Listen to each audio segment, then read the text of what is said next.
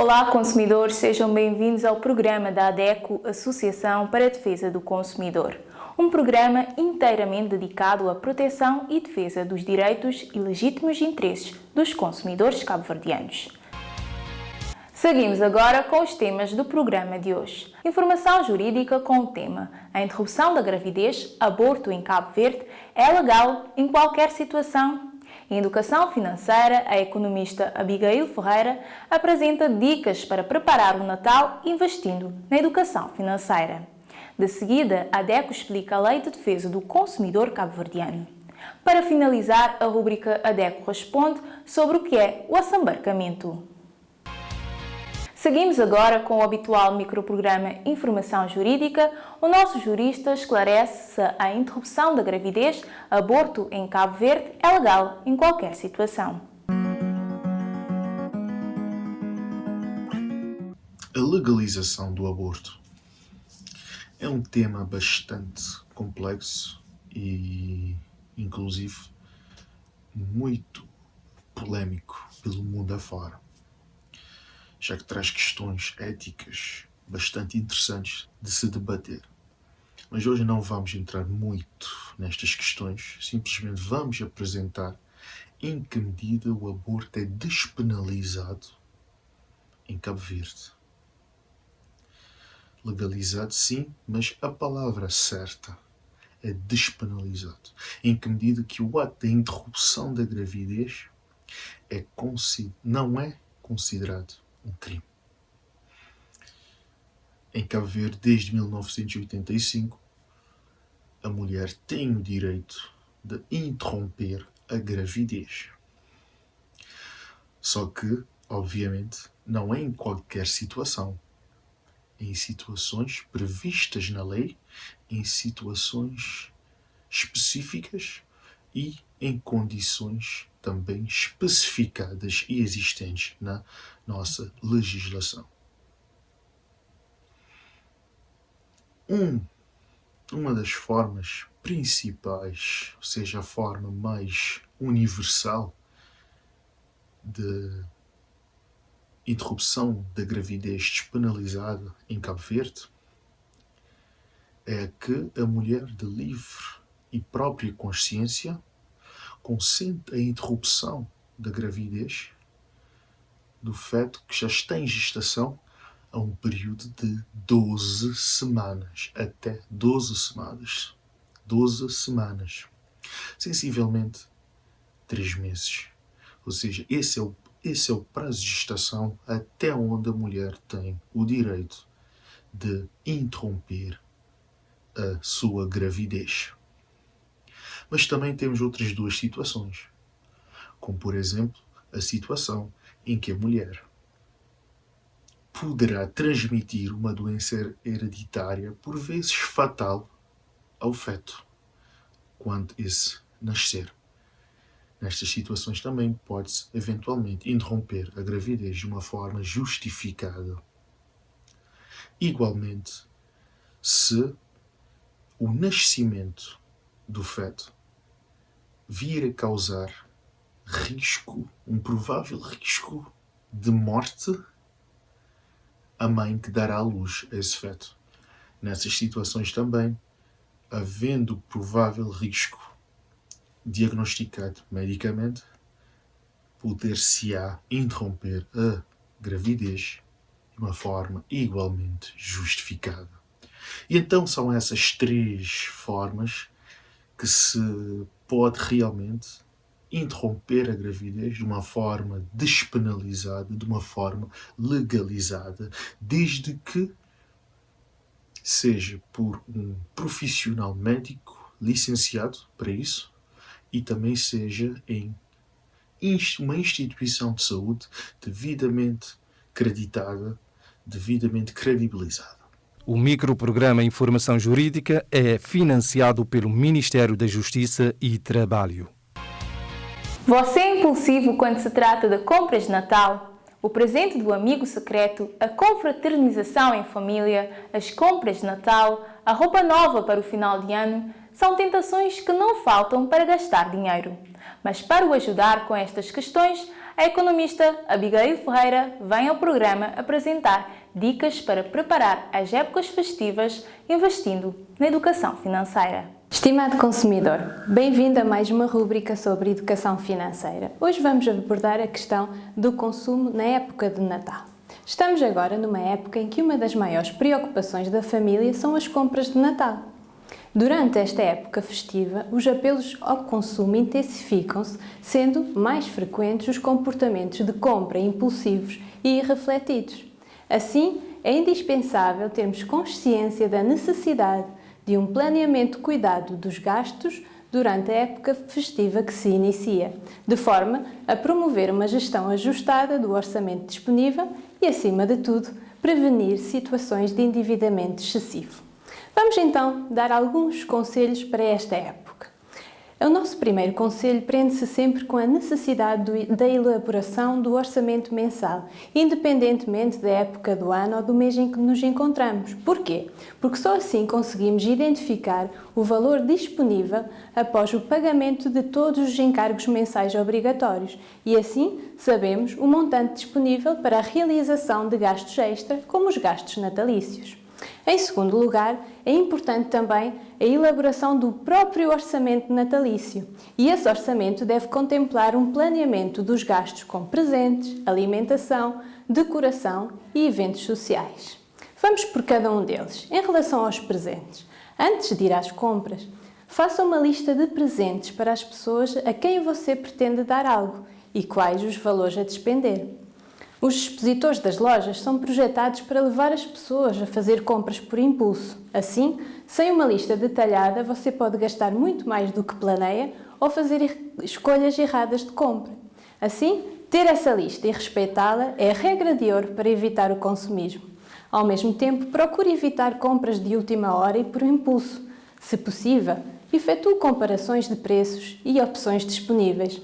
Ainda alguma outra sugestão que deixamos aqui já pensou em elaborar os seus próprios presentes para oferta? Porque os presentes feitos à mão são únicos e personalizados e isso é que os torna tão apreciados. Ao mesmo tempo, se tiver essa possibilidade, apoie a sua comunidade, compre localmente e faça pequenas compras. Outro item é o item da alimentação.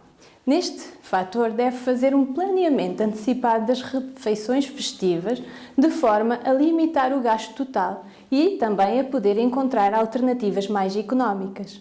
Se tiver essa possibilidade, procure fazer uma distribuição das responsabilidades gastronómicas pelos membros da família e assim conseguirá repartir os custos.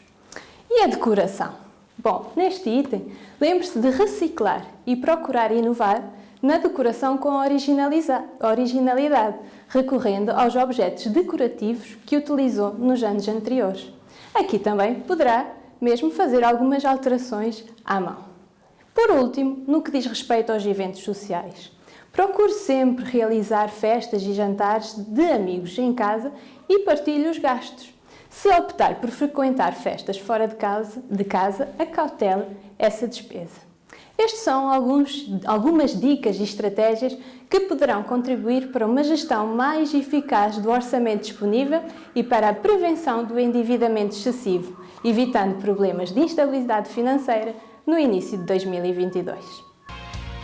A 31 de dezembro de 1998 entrava em vigor a Lei de Defesa dos Consumidores em Cabo Verde. Lei número 88/5/98 de 31 de dezembro, que institucionalizou o regime jurídico de direito e proteção do consumidor, definiu as funções do Estado e autarquias locais e a intervenção de associações de consumidor.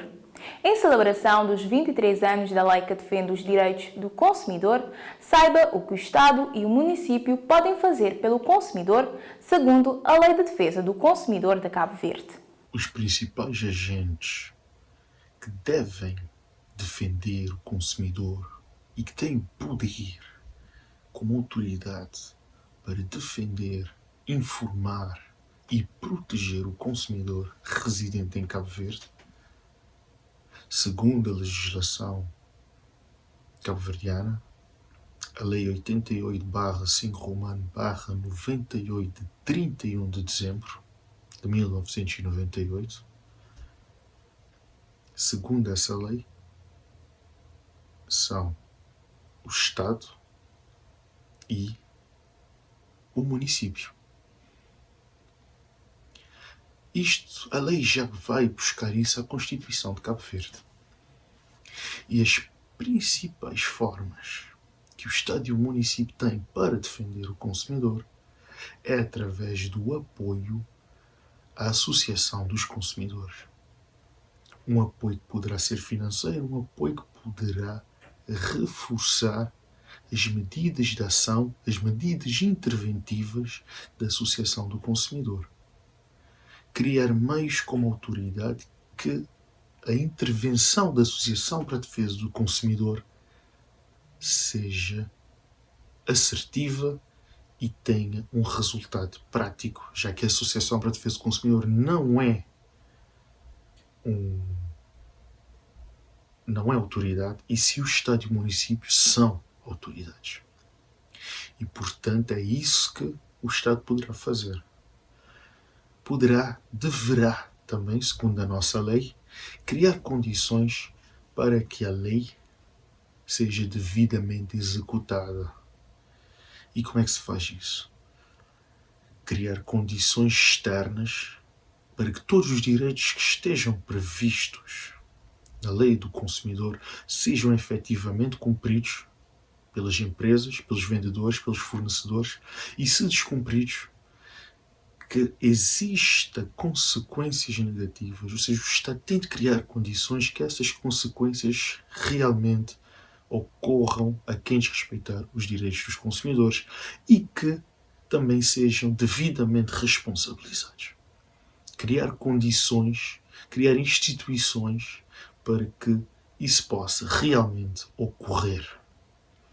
Ou seja, o Estado e o município têm esse dever de informar o consumidor, de proteger o consumidor e de, igualmente, defender o consumidor, apoiando as associações para a defesa do consumidor.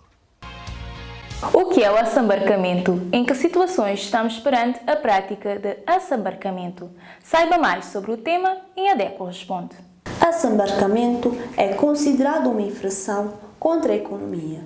Podemos ter assambarcamento praticado pelo comerciante ou fornecedor, ou também pode ser praticado pelo próprio adquirente ou consumidor.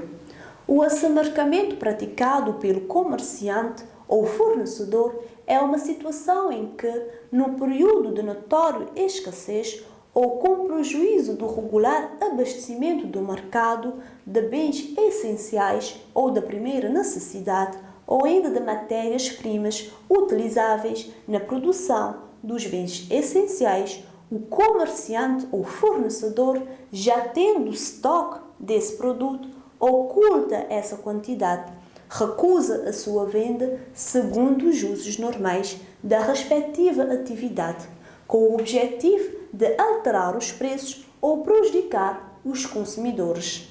Essa prática é punida com pena de prisão de 6 meses a 3 anos ou com pena de multa de 80 a 200 dias. Podemos ter também assambarcamento de adquirente, ou seja, assambarcamento praticado pelo próprio adquirente ou consumidor.